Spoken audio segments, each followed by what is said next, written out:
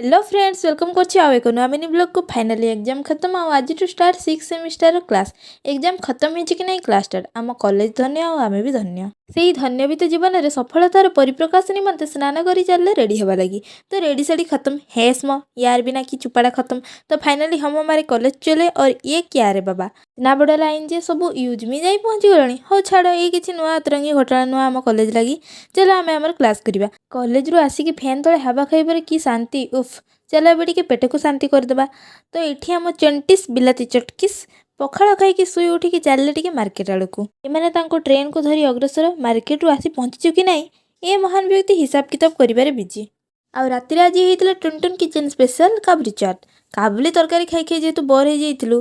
तो यह एक आम नुआ अभियान एमती नुआ नुआ रेसिपी जानिबा लगी प्लीज फॉलो करंतु टुनटुन किचन रेसिपी आपण मानक जदि मो मिनी ब्लॉग टी भल लागिछि ता लाइक कमेंट शेयर करबे को जमारू भूलिबेनी सब्सक्राइब फॉर मोर।